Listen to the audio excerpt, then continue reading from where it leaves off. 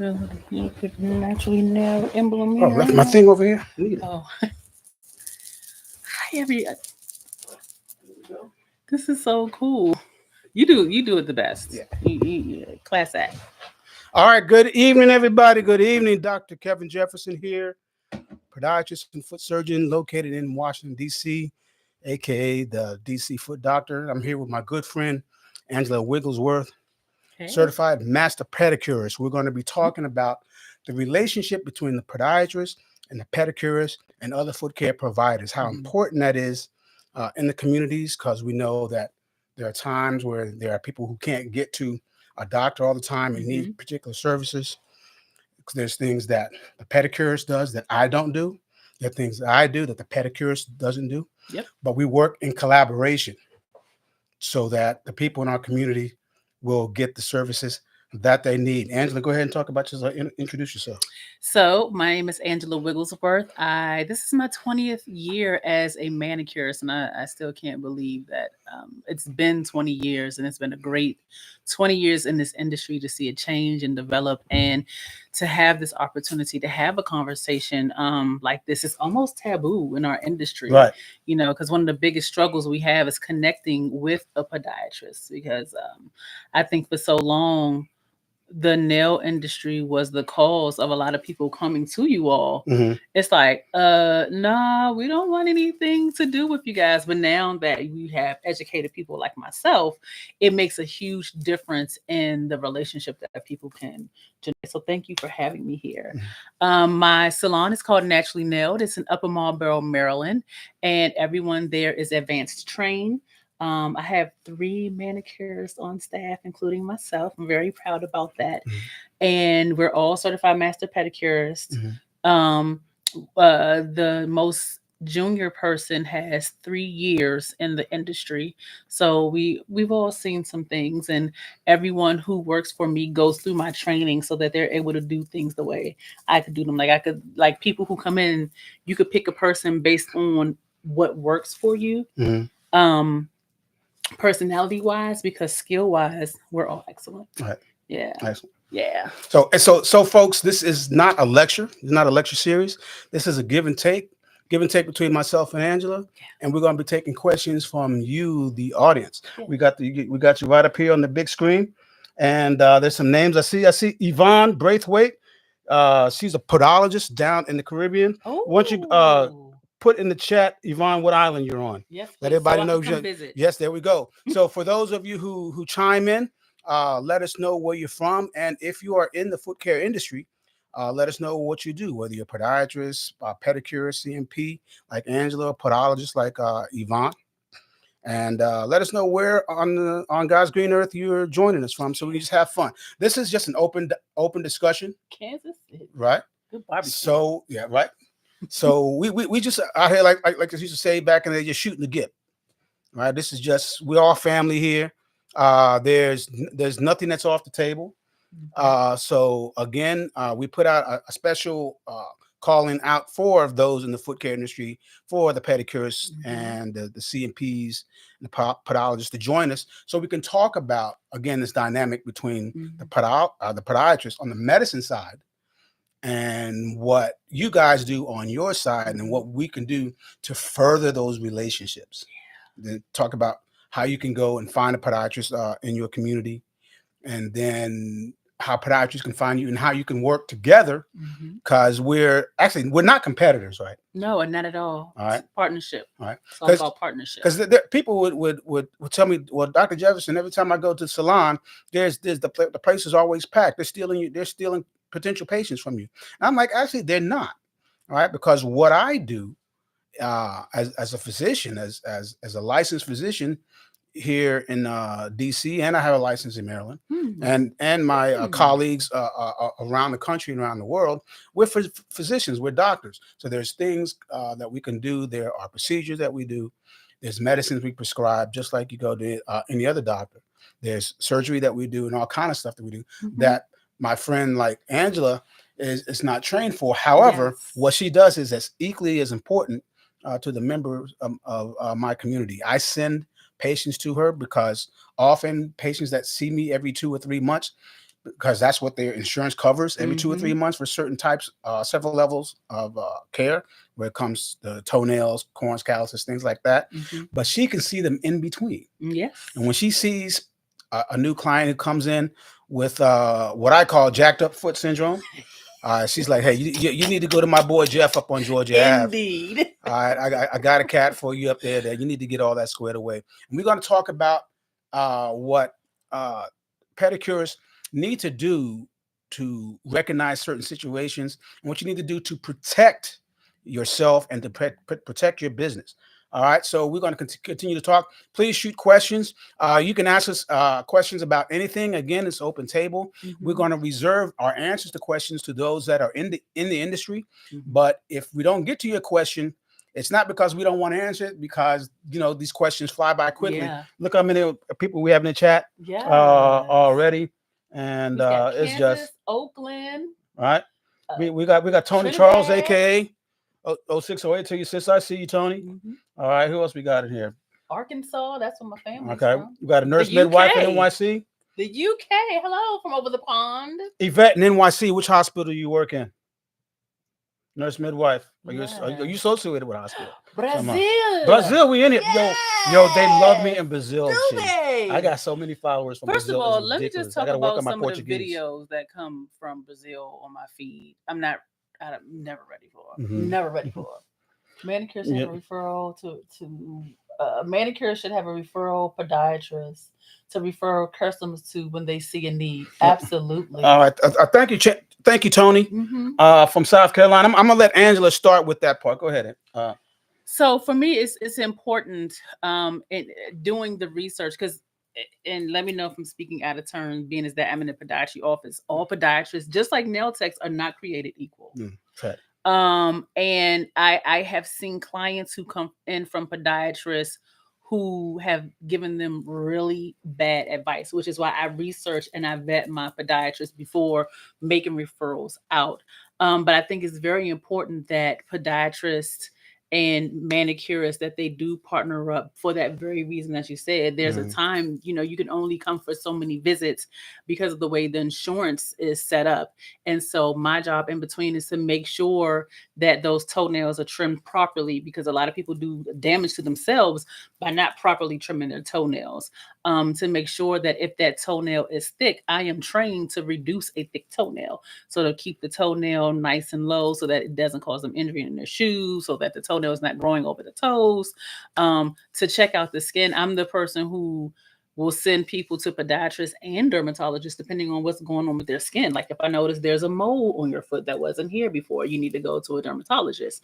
So educating ourselves in the industry to make sure that you're sending them to someone who's a great podiatrist, which is why I refer people to him all the time. And then making sure that we stay within our scope, because I see a lot of things out there where manicurists are doing things that they should not do in the US. Like in Canada and Russia and places like that, they have a larger scope. So my job is to stay to my scope. And so making sure we have those partnerships with people in the medical community in order to make sure that we're staying within our scope and not putting our license in danger. That's right. So I'm going to just call out a couple of shout outs here. Mega Puff Girl from deep East Texas. My wife is from Longview, Texas, which is also East Texas. So y'all might be kin. Check that out. Yvonne Braithwaite, the podologist. What island are you getting, Yvonne? I don't know. She said Trinidad and Guyana. Okay, all right. Trinidad and Guyana. All right. So when we come down, Yvonne, we're looking for some good food when we come down there. Child of God, thank you very much for the gift. So nice. Thank you kindly. Thank you all for the gifts and the questions. Where was I? I was just looking at There's question. a question. What percentage of diabetics do I see in my salon? I think about up to 22% of people who identify as diabetic. now keep in mind that as certified master pedicurists, unless the pedicurist knows to ask the question, most are not going to ask medical history unless there's something that looks strange. Yes. Unless they go in there and their feet feel cold. Yeah. Unless there's all this swelling that's going on, all those other issues, all those incurvated nails and things like that. Someone like Angela who's trained to pick up on that and say, hey, you know what? I'll let do you have diabetes, or do you have heart issues with all this swelling that's going on in your feet? And if so, are you being followed by anyone? Are you under somebody's care for this? If not, I know a cat. Yeah, exactly. Right? Exactly. You know, I like saying in the movies, I got a guy. I got a guy. All And we right. actually do have an intake form. All of our clients have to complete an intake form, which is why I said those who identify as being diabetic. Because some people are pre-diabetic. So the form doesn't say, are you pre-diabetic or diabetic? And then some people, they have not been to the doctors in years, so they don't know if they're diabetic or not. That's why I choose to treat everyone as if they are, and provide services to people as though they are, even if they don't identify as being diabetic. Yeah. I see Lilith joining us from Belgium. Thanks a lot, Belgium. I know it's either late at night or early in the morning where you are, Lilith, so I really appreciate you joining us. I hope you don't not suffer from sleep deprivation. Yeah, we cover the globe around here, man. We get it in. Alicia Wills from Garland. I used to live in Dallas. I used to live in Oak Cliff, Bishop Dunn High School. Let's go Falcons. Oh, wow. All right, so we got Garland, Texas up here. Yvette, I trained at the Brooklyn Hospital Center, DeKalb Avenue. I finished my program in 98 under the leadership of Dr. Brian Butler. Big up to Brooklyn. All right. Yeah. All right, let's see. Here's some, I'm great, who's here underneath Yvonne. Because of my CPM training, I was able to refer diabetic patients, client to podiatrist because of changes in the foot. She found out she has neuropathy. Again, an excellent point to those of us who do this on a regular basis. Yourself and I'm great. And where are you from? I'm great. Put that in the chat. What city you're in? And New Jersey. And Jersey in the house. And what's 1113 over there? Oh wow. Oh, from Scotland. Scotland's house. Jersey. You know we gotta have Jersey. Sean, I see you've been following me for a while. Appreciate that. But getting back to what I was saying, sometimes a pedicurist or a podologist will pick something up before this person is ever seen by a medical professional. Right? They'll see a dark spot, like you mentioned before. They'll see some redness. They'll see this thickened toenail. They'll see these toenails look like something out of a Godzilla movie. Right? You know, I'm not trying to be You're not trying to be funny, but no, you're telling the truth. It's a real deal. You're telling the truth. And they'll say, you know, it's for folks like yourself, I'm great, and for folks like Angela, it's not just about getting that paper. It's not just about making that money. Right? If you see something, say something, you may literally be saving somebody's life. You may be literally preventing an amputation just by seeing something that the person may not even pay much attention to, or you may not have thought was a big deal. But if you say, hey, you might want to go check out a doctor for this. You know, I know podiatrists here in town. I'm going to send you to that doctor to get it checked out. Yep. Okay. So in 2018, I attended the Foot Summit. It was Nail Magazine Foot Summit. And a woman told a story. She was a Caucasian woman doing a pedicure for an African-American woman. And she noticed a little white spot on her skin. And so she says to her, you know, the last time you were here, this spot wasn't here. I think maybe you need to go get this checked out. And she had not seen that woman in the whole year. So she was like, you know, she admitted, like, I'm not really familiar with African-American skin, so I don't know if this is something normal or not. And so a year later, the woman came in and thanked the pedicurist because she had stage 1 breast cancer. Wow. And the spot on her foot was related to the breast cancer. So like feet, they say windows are the eyes to the soul, but it's really the foot. Like the foot has nerves, and which was why reflexology is so important, connected to every single part of our bodies. And had that pedicurist not said anything, who knows how far that woman's breast cancer would have progressed without someone catching it early by looking at a spot on her foot. Exactly. I mean, they say that the eyes are the windows to the soul, but the feet are the barometer of health. Yeah. There's I remember that from my first day of podiatry school in New York City. That's when one of the deans taught us the feet are the barometer of health. There's no part of health or health issues that won't have issues show up in the feet, whether it be gastrointestinal problems, diabetes, of course, lower back problems, And spinal stenosis. Yeah. You know, somebody with a bulging disc in between L3 and L4 may start having numbness in their fourth toe and have no reason. I had no idea. I mean, there are plenty of times where somebody will come to me complaining of nerve issues in their feet, not diabetic or anything else like that. And I ask them, well, have you ever had any back problems, any back pain or something like that? They'll be like, no, not really. Then I ask them that, well, have you ever had a fall or been in a car accident or something? I say, well, yeah, I was rear-ended, 3 years ago. But I didn't think. I mean, I had a little tenderness for a day or two, but I didn't think about it. So I send them out for a back X-ray. Come back, bulging disc that they didn't know they had for years because they have numbness in the fourth toe. Wow, I feel you see what I'm saying? Yeah. So the feet really are the barometer of health. We can tell a lot about what's going on with a person just by a foot exam and a good history. Let's see what else we have up on the board here. Yvonne did her nursing background in 45 years. Okay, girl. She's able to attend diabetic wounds and test for HbA1c. I know A1c is like diabetes. Right.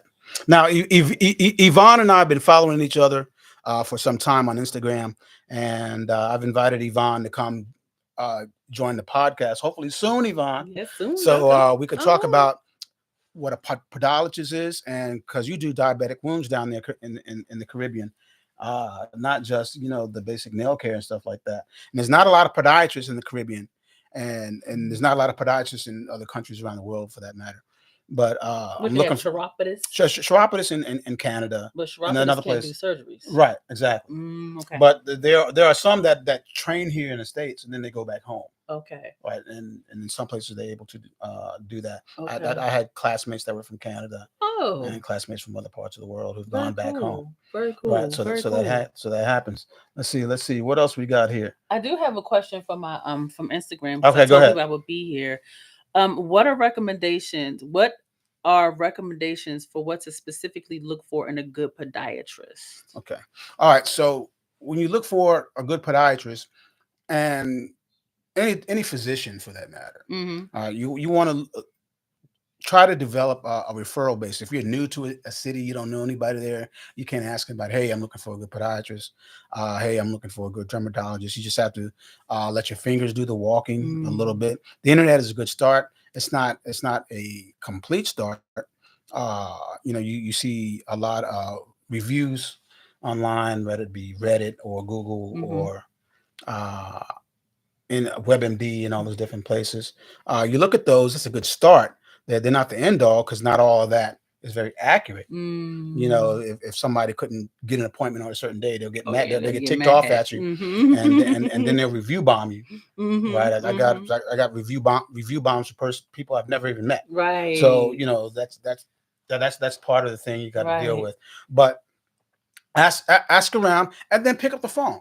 Give them a call. Hey, I need a podiatrist. I have this issue. Do you deal with that issue? Do you, like, if you have thick nails, thick and the nails are out of control, and you think you have a nail fungus, what you don't want to have happen to you is you get sandbagged. I've heard this happen a lot. People will go to a podiatrist's office for the first time with nail problems, and the podiatrist didn't trim their nails. Yeah. Right. And then they ask, then they ask the podiatrist, well, why didn't you trim the nails? I don't do that. I send them out. Wow. Well, who do they send them to? Exactly. So it's important to know that answer before you make an appointment. Yeah. All right. So to be sure that the services that you need are the services that you get when you go to that particular doctor. So ask them, what their protocols are for certain conditions, and see if that's actually the doctor you need to go to. Okay. And again, if you know people that have been to a podiatrist, you ask what their how if they, without trying to be too nosy, just ask them was the issue that they had, was it solved, or was it addressed, or did they send you to someone else if necessary, so forth and so on. So that's how you do that. Go ahead. So, as a pedicurist, what are the things that you need to hear? Because this is the conversation I have with my friends. Mm-hmm. They want to go into podiatry offices Mm-hmm. and make connections with various podiatrists in order to help their clients, but there seems to be kind of like a wall or a fence at the door where we can't get past to make the kind of connections like you made, Mm-hmm. so that they can be that second set of eyes for the doctors. What are some sort of things that nail technicians need to do and need to show podiatrists in order to create that relationship? All right. So we met through Instagram. Mm-hmm. All right. We're of an older generation, but we're not so old that we can't jump on what's happening now. All right. So we're all up in the social media. Mm-hmm. You know, we're on all the platforms. We got it all covered. Especially him. Right. So that's a start. Let your fingers do the walking Mm-hmm. through your Instagram page, through your Okay. Facebook. Okay. All right. Look through, and when you go through and you put in the searches, put in your city, Mm-hmm. and then that's a good start. Okay. Nobody's doing yellow pages anymore. Yeah. Right. You know, you can go online, you can Google search podiatrist in your town, podiatrist Washington, D.C., Yeah. podiatrist Cincinnati, or wherever you may be, and go from there. And what you do is you make a written introduction of yourself. Okay. And then you either if that information is available on their sites, go to their websites if they have them, email them, fax them, hit them on the DMs if they're on social media, Okay. and say, hey, my name's Angela. I'm a CMP here in town, and I'm looking to make connections with podiatrists for my client. No doctor I know is going to say no to new patients. I don't care if their appointment book is 6 months deep. It's the with them. Wasn't it for me? Yeah. Yeah. So you go. We're all looking for ways to make connections, and our connection has been a blessing for both of us, because it was kind of happenstance, but then those of us who don't believe in coincidence. Yeah. Right. So you got to go out there, and then what you do is you set up a time, because everybody's busy. Mm-hmm. And you talk to first that doctor's office. You talk to either the office manager or whoever answers their phones. Okay. Hey, I'm Angela. I'm a CMP here in town, looking to set up a referral base with a podiatrist. Use the keywords. Use referral base. Okay. Not just, hey, I want to meet you. They're gonna say, who are you? Right. Hey, say who you are. Say what you do. All right. Tell them you want to meet with them. Set up a referral base. Put a face to the name. Mm-hmm. Right, because you're more likely to get cross referrals if they know who you are, what you look like, what you're all about, rather than just a name on a piece of paper or a face on an Instagram page. So setting up those meetings and just to say hello, bring some cards or what other material you may have, and most of the time, the people at the front desk, whoever's working the front desk, making those appointments, and answering those phones, are the ones that are going to pass out information to your potential new clients. Okay. All right. So always be nice to the people at the front. What do you think of inviting the front desk person in for a pedicure? Sure. Let them see. All right. Okay. I'm not saying you have to give away a whole bunch of freebies, because we all work. We all got to eat. Right. Gots to eat, like they say, right? So I never ask people for freebies. Okay. So that's just not cool. That's just that's disrespectful. Yeah. For that's taking them for granted for what they do and what they offer. Right. So I never ask for freebies. Yeah, so don't give away freebies, right? Because if somebody comes in and gets a freebie, or that person's a pushover, I'm not going back to them. I had to learn that early. When I used to use my pedicures as a way to bless people if I knew they were going through something, and they were like, "Oh, as soon as I get back on my feet, I'm going to come and support you. You do such great work," and they're back on their feet, but their feet aren't in my chair with their money. So I stopped doing that. Like, I'm like, you know what? If I do it I stopped allowing my emotions to make me do it because I would give away more free services than paid services, Mm-hmm. because it's like my heart is in this and wanting people Right. to have that moment and have that space and have that peace Yeah. and having their feet taken care of. But it's like, no, you can't keep doing that. Right. Because on the first of the month, what's the landlord going to want? They rent Just like this. just like that. Where's the rent? Sometimes like this. Where's the rent? Well, Mhm. I did a lot of promotionals. Well, Yes. promotionals don't pay the rent. Yep, they sure don't. Promotionals don't pay your They staff. sure don't. All right. They So sure get your don't. worth. Get it. Yep. Yeah, let's see Get what it. else we have on the board. We got Yazzie from South Africa. Yes. Solid. I saw one. Oh, wow. Podiatrists are not recognized in the Caribbean by medical board, which is extremely sad. Yeah, that is sad. That is that's an interesting point you brought up, Yvonne, because all the podiatrists I know in the Caribbean are American expats. Really? Yeah, I know 3 that have worked. One's in the Bahamas. I think it's two's in the Bahamas, and one's on one of the I think it's on St. Thomas. Wow. And they're all American expats. Wow. They're like packed it up. Yeah, and got up out of here. Uncle Sam will holler at you later and set up shop in the islands and are having a good life. I know they are. I know one came back home because of Hurricane Maria. Oh, a few years that was ago. the one in St. Thomas. St. Thomas. Yeah, and then the South Florida and whatnot. Yeah. And so yes, there are some American trained doctors there. That's one of the things we're going to talk about, Yvonne, when I have you on the show, man. Mm-hmm. Talk about what is available in foot care in the Caribbean. I see you wrote that amputation rate is very high. Yeah, I'm going to send you the name of the podiatrist I know in the Bahamas, Yvonne. And I don't know if you've heard of Victor Horsley down in the Bahamas. He's an American trained podiatrist. I know very well, good guy. And we'll see him. He could be a good referral base for you. Okay, now John says, what's John saying?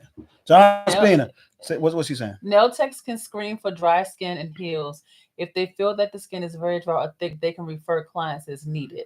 Absolutely, but I don't see why they can't do anything themselves. Now, there are some cases when it's extremely overgrown, like some of the ones that you've shown where people are smokers, they're diabetic, they haven't taken care of their feet, and they have, I call it like that unicorn growth. There's not much we could do for that because you don't know what's under that unicorn. It could be an ulcer or something like that, and you don't want to open that up. But we take care of dry skin. There's no reason why a nail tech should not be able to take care of someone because with proper training. Bingo. And that's the thing. Like what you're not going to see Credo blades. You're not going to see cheese graters. You're not going to see those peels, those acidic peels that people are using to peel off layers of skin. You're not going to see that in my salon because I know that only makes things worse. So we use stainless steel foot files. We use the E-file. We are heavy on moisturizing foams and moisturizing creams and moisturizing mousses. I use different brands because different brands work for different skin types. And so we are heavy on those things because a lot of people think that I'm going to just get a pedicure and everything's going to be fine. No, when you come to us, you're going to get a pedicure and you're also going to get something to take care of your feet at home because what you do at home matters more than what I do in a salon. So you can absolutely take care of dry skin, cracked heels, calluses. You just have to know how much callus to reduce because you can't take it all off. Nope. It's built up for a reason. So I know they're not in the DC Maryland area, but I know of manicurists who will take the Fisher skin all the way down and make it look smooth and pretty, but then they have to put mold skin on the person's foot so that thin skin won't burst open and cause a wound. Yep. So walking on raw skin. Just walking on raw skin. So I know how to do those things. I was trained to do those things, but I decided that's not what I wanted to do. I decided that person needs to come in for regular pedicures and use products at home to help the skin heal and close up slowly and naturally so that it's a more permanent solution. So we can take care of dry skin. That's a part of what we do. Like when we go to training, we have to learn the skin and the bones and the ligament and the tendons. Like that is a part of our training as a nail technician so that we can make sure that from the elbow to the fingertip and from the knee all the way down that we got you covered. Yeah. See, one thing that's very valuable about Angela and her training and those who do the level of work that Angela does is that they understand there's a connection between the issue at hand and something further that's happening. Like dry skin doesn't happen in a vacuum. Dry skin happens for a reason. Yes, it does. All right. You just don't wake up one day and just have dry skin. Whether you're dehydrated, whether you have neuropathy, so your feet aren't sweating normally, you're not getting that normal moisture balance in your feet. And there is no magic bullet. There's nothing in a bottle you can buy or in a jar that you can slather onto your feet that's going to fix a medical problem if you don't determine what that medical problem is first. And so Angela, what Yvonne's doing down in Trinidad, what I do here in DC is we get down to the nitty gritty. If they're not the ones to find out what the all in all, what the actual diagnosis, what's causing the problem is, they will send you to the persons who will. All right. And then that particular cream, ointment, liniment, salve, as my grandmother used to call it, right, can be determined and, get things back to back straight. We got Child of God. Again, thanks again for the gift, Child of God. How do I get rid of fungus under my big toe? First of all, whether you go see Angela or whether you go see me or someone like us, the first thing to do is determine if it's indeed a fungus. Not every condition that looks like a fungus is a fungal infection. And not everyone that doesn't look like a fungus is not a fungus. Because I've experienced that too. Right. Yeah. So, you see a lot of things on the internet and people, whether there be a nail technician's page or a podiatrist page, you're talking about fungal infections, and they look 100 different ways, right? They don't all present the same way. So what I do is that I send samples of the nail to a lab, and the lab will do a couple of studies. They'll look at it under the microscope. They run DNA tests on it. Every living being, whether you're one-celled or whether you're an elephant, you have a DNA profile. So that DNA profile can be determined to find out what the organism or organisms is or are. That way you know the proper treatment for it. So first thing I would tell you, Child of God, how to get rid of a fungus under your big toe is to find out indeed if it is a fungus. Find a podiatrist who actually sends out to testing, because not every podiatrist does. So pick up the phone. Hey, do you send nails out for testing to determine whether or not a fungus is present? If they do, set it up. Find out what it is first, and then you can go. I can't tell you need to get this cream, you need to get this medication, you need to get this thing, because I don't know what you got. I don't know what it is. Right? You may have psoriasis for all I know. And psoriatic nails can look just like fungal nails. Yes, they can. All right. Yes, so, it's important that you find out what's going down before you get started on treatment. What else we got? I saw something. Oh, do I soak feet? I do soak feet, but primarily I do not. I look at water and a pedicure service as a luxury, and I treat it that way. So most of the services, I'm going to say 80% of the services we do are dry services. Where we are using heated towel. Well, they're waterless. We're using heated towels to kind of give that relaxation, and we're doing massaging with the scrub and everything. But if a person wants to soak their feet, we consider that a luxury, because we have to do more to add the moisture back into their foot from allowing it to soak for a certain time period. So we do soak feet. It is a luxury. Those are the pedicures that our pedicures start at, I think, 60 something. The one that most people get at the moment is 90. And when you start talking about soaking feet, we're at 100 and above. Yeah. You look at providers across the internet. There's, I don't know how many nail techs follow me on Instagram. It's a lot. Right? And they send me stuff. Okay. Right? Okay. And like you said earlier, not everybody approaches things the same way. Not everybody does the same thing. I don't know if I would send you anything. Right. I feel like that's but they DM me. I get a lot of things in the DM that's not open to the public. Yeah. Right. But then what's funny sometimes is that they'll send me stuff that they see other technicians have done. Oh. So that, and they'll ask me, "Hey, Dr. J, should she have done that? Okay. Right? They're either like very curious, like did this particular nail technician out in whereverville do the wrong thing? Like acrylic on toenails. Yeah, that yeah. kind of stuff. Don't get me started about acrylic on toenails. You know, I have to Not both. I have to pull out the good word. We'll have a sermon on acrylic. Listen, and you and I both, toenails. and I'll be amen in the background. All right, cause Listen, for those of you who've been following me, you know, acrylic and I are like oil and water. We just don't mix. keep it Just on the don't do it. nails. Keep it Don't on the do nails. it. Don't do it. Let's see. Patricia's out in Chico. What's up, Chico? You know what's fun? I have 2 patients named Patricia Crawford. Y'all are hard to keep up with. Oh wow. Start. She doesn't know where to start. So well, so wherever, man, just hit us with whatever comes to the top of your mind. It's on the front. I was seeing another. Okay. Where did it go? Plantar Warts. Crystal from Florida. Thanks for joining us from Florida, Crystal. Yeah, plantar warts. What do you do to get rid of them? So hopefully, Crystal, you had that diagnosis confirmed instead of just looking at it and say it looks like a wart, so it must be a wart. What looks like a duck doesn't, or quacks like a duck, is not always a duck. At all. Not in medicine anyway. At all. Okay. So if you have not gotten that confirmed by a podiatrist, dermatologist, or primary physician, go make that happen first. And then it depends on what we call the clinical presentation, what it looks like when you come to the office. All right. Whether we just shave them down, use different medications to try to get rid of the wart. If it's a wart, warts are caused by a virus. They're caused by multiple strains of the human papillomavirus. There are hundreds and hundreds of different strains of the human papillomavirus. Several strains cause cervical cancer in women. That's the one we're used to. So that just because you have plantar warts, don't get crazy and think you're going to get cervical cancer. All right, they're cousins. Then they're not, but they're not siblings.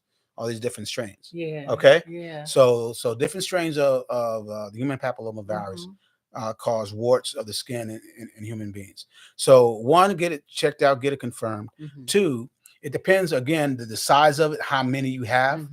You know, whether it's spread, whether what we call mosaic all over your foot or all over your hand, wherever it may be. And then another thing that you also have to do is remember, because it's a virus, it's contagious. Very highly contagious. Not just between other people in your household, but to yourself. If you have a wart on your foot and you're trying to work with it on your hand, you can get it now. Now you got this bump on your finger. Okay. So, you know, you got to keep that in mind. You got to practice good hygiene, hand washing. When you're dealing with issues on your foot, wear gloves. Yes. Okay. When you're dealing with those things, there's different ways that we deal with warts. But number 1 is for those of us who know what a wart is, when we see it, you need to get it diagnosed properly first before you go out there and start buying all these acid peels and all this other kind of stuff that you see on Dr. Google and almost risk injuring yourself. I had a diabetic lady once, Angie, years ago, and she saw this thing where she could make a homemade skin peel using aspirin. All right. So the aspirin, crushed aspirin tablets. So the active ingredient of corn and callus removers that you buy from the store is salicylic acid. Salicylic acid comes from what? It's the same active ingredient in aspirin. Oh, I didn't know that about aspirin. Aspirin and the stuff and the wart removers are like this. Okay. Same thing. I did not know that. Okay. The active ingredient there. Yeah. Okay. But isn't different formulas? It's different formulas. Like different amounts? Okay. Yeah. Okay. So, but what some people will do, and I actually saw this, I think it was on TikTok. A young lady was giving a tutorial about how to make a DIY homemade foot peel using crushed aspirin tablets and some kind of oil or whatnot. Okay. I'm like, 75% of those people are going to end up in the ER. Why? Because they're going to have a chemical burn of their feet. they're going to use too much. The stuff that you buy in the store, they have a certain concentration. Right. So if you get a bottle of aspirin tablets and you pour them in a bowl and you're crushing them up, because we you always put them in a blender. Extra in. Yeah, it was exactly. You put them in a blender and you throwing this stuff on your foot and you burning the snap out your foot. Now you coming to me, right? Or you coming to one of my colleagues, or you showing up in Angela's shop. I'm gonna send you to him. All right. You know, now you have something. Now you have an issue on you. Right. And she was older lady. She was diabetic, but fortunately, it was fairly superficial and held up like within a couple of weeks. But something like that. And I've seen where people have done things DIY, or they went to the wrong pedicurist and they're diabetic with poor circulation and end up losing a toe or a foot or a leg. It's happened. It's happened. That's why knowing people in your community like Angie here is extremely important. Just don't go into the first shop you walk by while you're out shopping in the mall. Please don't. I am diabetic, and I'm pretty open about, you know, the things that I go through with my clients and my social media following, because I want them to know that I am in this because I am in it with them. And so as I began my journey, when I first started out in the industry, it was like, okay, everybody's doing nails. I got to be good at nails. I got to be good at acrylic. I got to be good at gel. I got to be good at all these different things. And then one day, when that same foot summit, I learned that there were people out here who only did pedicures because that's what they're good at. And that's what they had the passion for. And I've always been good at that. And so I started diving deeper and deeper into foot care and what it means and what it looks like, and taking all these additional classes. And so there were times when I would go to those non-standard. I believe I'm the standard. People think I'm exceptional and I'm exception to the rule, but I feel like I am the rule. And those other places are substandard because they're not giving services even according to the minimum of what their state says they should be doing, because they're using credo blades. They're using these things that are cutting the skin, and they're not supposed to be doing it, which is why I feel like I'm the rule and not the exception.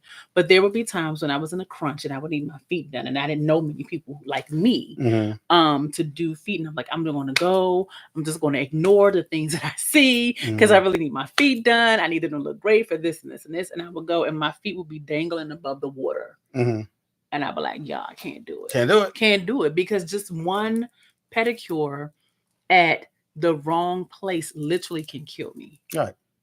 And I don't think people understand this. Like, there's a pedicurist in Connecticut who speaks on, she's like a court witness, and she'll talk about different bacteria and things of that nature that can be found in those jetted pedicure bowls, and how improper cleaning can lead to a person, if they have like an open sore, or, you know, we have micro lesions in our skin that's so minuscule you can't even see them. Right. And because of whatever bacteria was in that bowl, it'll lead to a person passing away sometimes as soon as 24 to 48 hours from the bacteria infection. Right. So we have to be careful, and we can't just go places because it's convenient, because it's cheap, because it's I don't know. You like, if you have any health condition, and most people have something, you cannot afford to go to those places. I have a question for you, and for I see we have Dr. John Spina, who says he's a podiatrist. I appreciate you joining in, brother. Where do you work, John? If you're still on, let us know where you're working, man, so we can tell the people where you are and to come through. All right. So Brandy Fuller asked a question: can your PCP, your primary care physician, treat ingrown toenail, or is it best to go to podiatrist? I always say it's best to go to podiatrist for that, because that's what we do. We've been trained on it since we were babes in the woods. All right. There are some primary care physicians who have some surgical skill of some sort.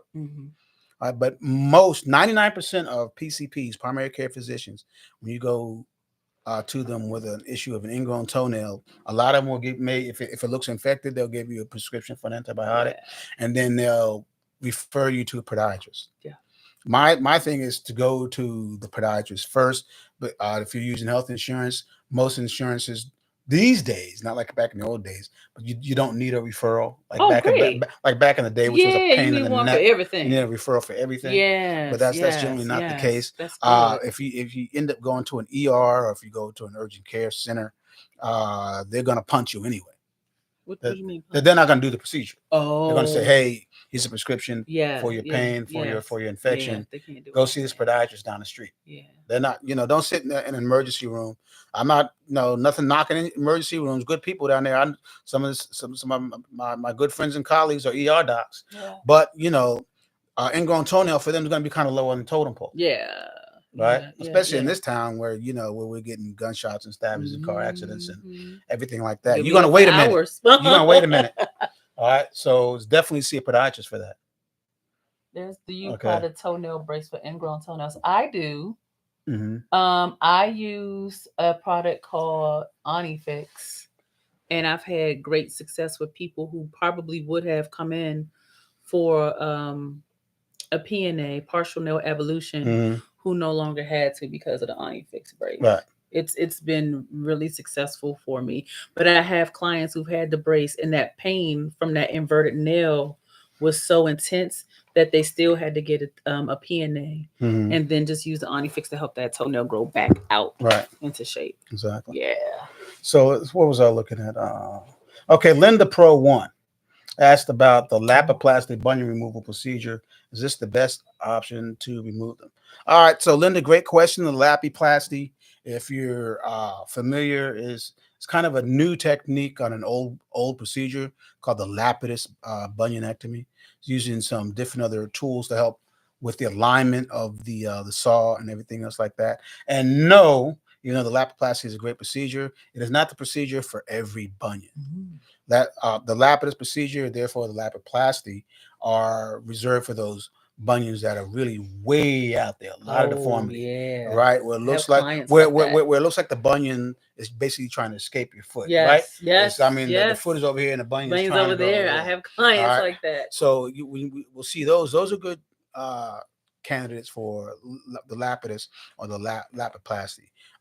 Your basic run-of-the-mill bunion, that's going to be too much work. All right. So if you have a mild bunion, it's just bothering you, but it's causing some pain, it's causing some difficulty, but it's just not great. It's not way out there. And the doctor wants to do a Lapiplasty, I would get a second opinion because when something's fresh and new, everybody wants a brand new shiny toy and wants to start using it because you want to be that doctor that, hey, I do Lapiplasty. So that's a new that's a new procedure, right? So they want to be in the book saying I've done 200 Lapiplasties. Oh, regardless if you needed it or not. You needed it or not. Yeah. I'm just calling a spade a spade. We're all family here. All right. So for doctors that are out here listening, if you're mad, check yourself. Don't check me. There we go. Let's see. What else do we wonder? What else you got from you? You got anything else from your IG? No, but I have questions myself. Okay. What do you think of pedicurists using the term medical pedicure? Okay. See, that's for me being a medical professional, I kind of take that personally.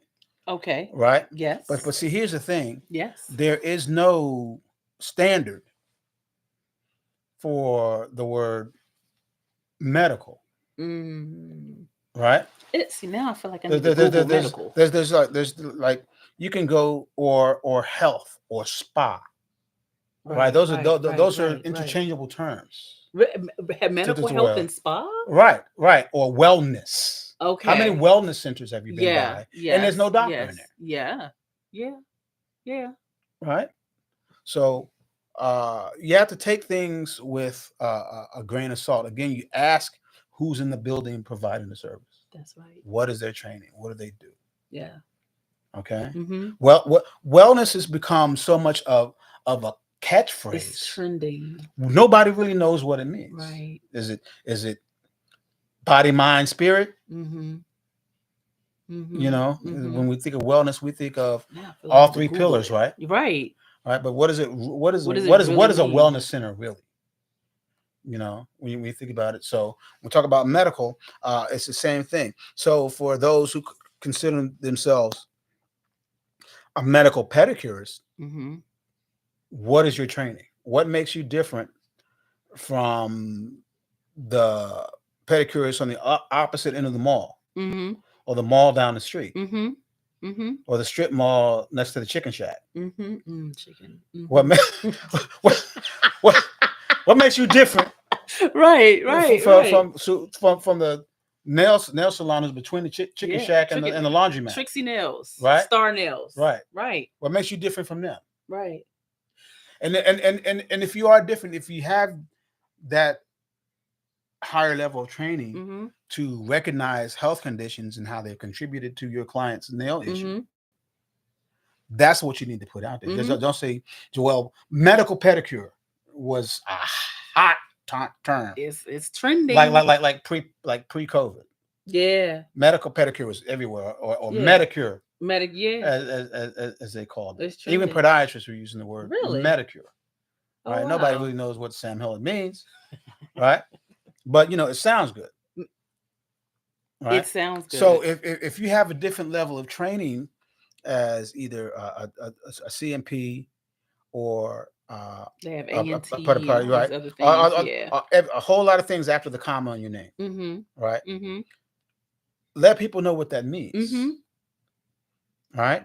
If you're on social media, say what that means. If you give medical pedicures bullet points, boom, boom, I do this, I do this, I do that. Mm-hmm. Mm-hmm. All right, so people won't be confused. Mm-hmm. Mm-hmm. All right, like did you know that the word like say I'm going to go to the doctor. Okay. Right? Do you know what the word doctor means? The word doctor does not mean healthcare professional. Oh, what does it mean? The word doctor means teacher. Oh. Okay. So when you go to a professional who's gone to medical school and has achieved the license and the training to provide healthcare, Mm-hmm. that person is a physician. Oh, you know what? You're right. Okay. You're right. So words. Which is why you words have a are doctor of philosophy. Right. Got you. So words have meaning, and that meaning has power. Got you. Like what was it, the car doctor or something like that? Yeah. That's why you have all these businesses that call themselves the car doctor, mm-hmm. or the window doctor, mm-hmm. or whatever, mm-hmm. because mm-hmm. doctor does not mean physician. It means teacher. It means teacher. Okay. All right. So you can call yourself a doctor of anything. Yeah. All right. Yeah. It's not what becomes. It's not what becomes the training is not what comes before the name, is what becomes after the comma. Yes. It's after the comma. Like me, I'm Kevin Jefferson, comma, DPM, Doctor of Podiatric Medicine. This is Angela Wigglesworth, comma, CMP, Certified Master Pedicurist. Yep. We have training behind that. Yes. We have power behind that. Yes. We have a whole lot of money we spent. Yes. To get that. Okay. Yes. So there's know what it means if somebody calls themselves Dr. So and so, or medical so and so. Do the homework. So I just Googled the word medical, and it's an adjective. It is of relating to or concerning with physicians or the practice of medicine. So here's why I asked you that question, because I get a lot of phone calls asking me if I do medical pedicures, and I tell people I do not. I explain that for me, because it's a name that's trending, it's a name that's popular, and so people want the money.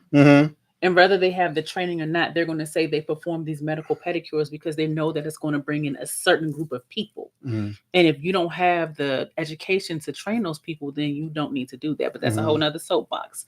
But for me, I educate them and let them know medical pedicure to me is just a trending term. Right. It's just a trending name. And unless it's in a doctor's office and a doctor or his staff or someone who is a podiatry assistant is performing that pedicure, that it's not a medical pedicure.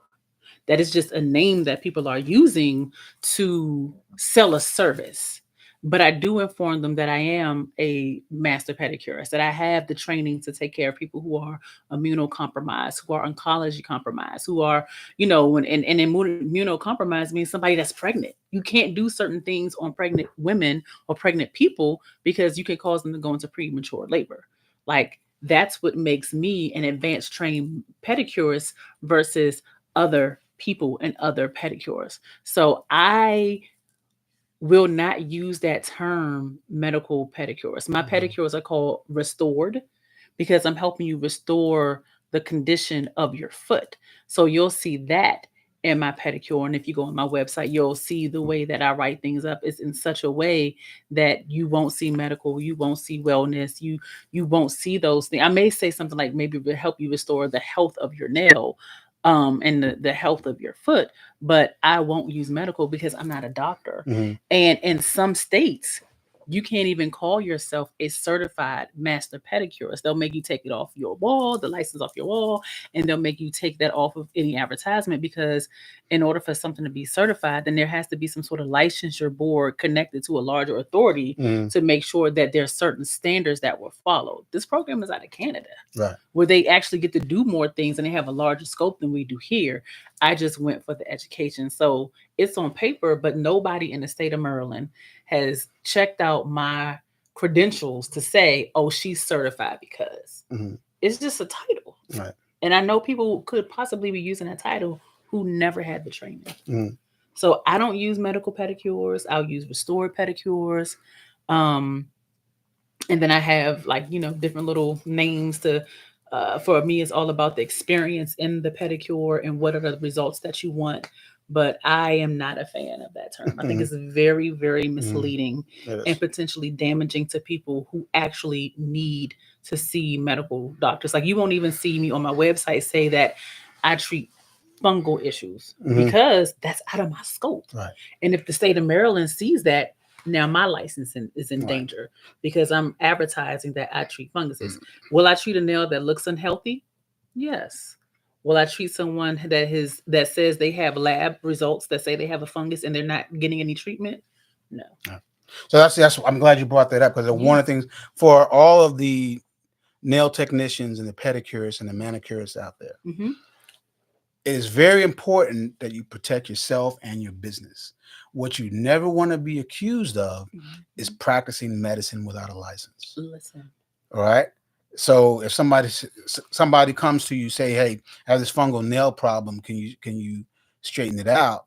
You have to ask them, have they had a healthcare professional diagnose that?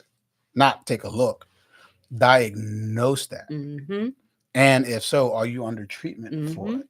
Not did you go to CVS and pick up this cream you saw on Dr. Google and you've been putting it on your nails for 2 weeks. Okay. Protect yourselves first. I'm not saying you have to work defensively, but you have to, know when something is not squared away, is not kosher. Out of your scope. And out of your scope. Ingrown toenails is probably the number one thing out of scope that pedicurists do. Except for where I am. So if you get to the point where you have to actually get underneath that skin fold and you can potentially cause bleeding, now you're walking a tightrope. I remember years ago when I was a fresh podiatrist, just starting my practice, this lady came in. She was like in her 60s, and she had gone to get her nails done, and they did her ingrown toenail. She came to me, and her big toe was this color. I was like, now what? Right? I'm this new kid on the block. Now I got to go out here and try to save this lady's toe. Fortunately, we were able to do so, but it was not easy. Okay? So protect yourselves. Don't do more than what you're trained to do. Yeah, we all need to make money. Like I said earlier, we got to eat. Right? But like we say when we're playing dominoes, not all money is good money. That's right. Right? So you'll as you get deeper into your careers in this, you'll start learning that you're turning down more clients than then sometimes you aren't taking, and that's a good thing. Yeah, that is a good thing. Yes, they're gonna get ticked off at you. Yeah, they're gonna review bomb you on Google. Yeah, and they're gonna go down the street and get it from somebody else, and they'll be back. I have it happen here all the time. Yep. Okay. It may take 2 years for them to come back, but they come back. But they come back. They always come back. They always come home. They always come back. We're about to wrap this up in a minute. Okay, let me see. So Patricia finally got a question. Here she goes. Patricia out in Cali. So she has 1 foot that's really have a problem with dryness, cracked heels, put cream on, and it's healed up. Very good. Feet for a while been very cold and like they never warm up. So the first thing, say again. Circulation. Say it one more time for the people in the back. Circulation. Cold feet. The number one thing we think about is problems with circulation.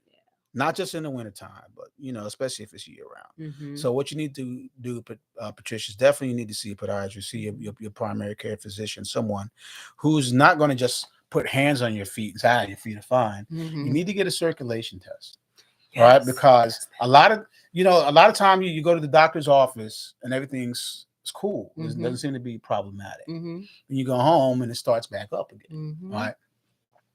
So talk to someone who will refer you out to get, if they don't do it, like we do circulation tests in my office here.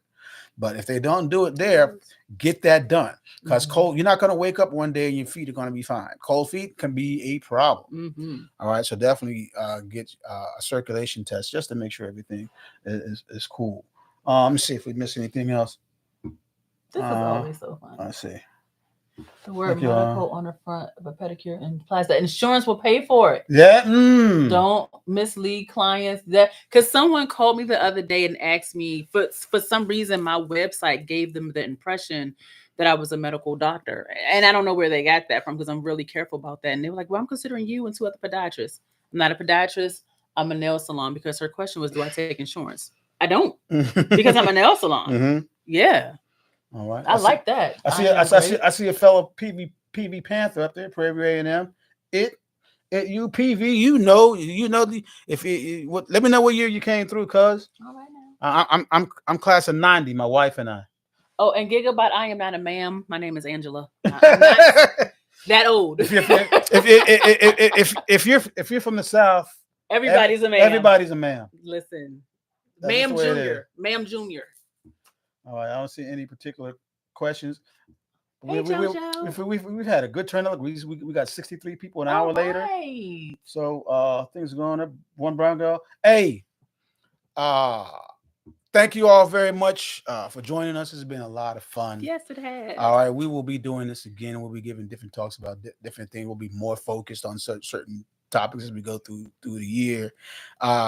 Continue to follow us.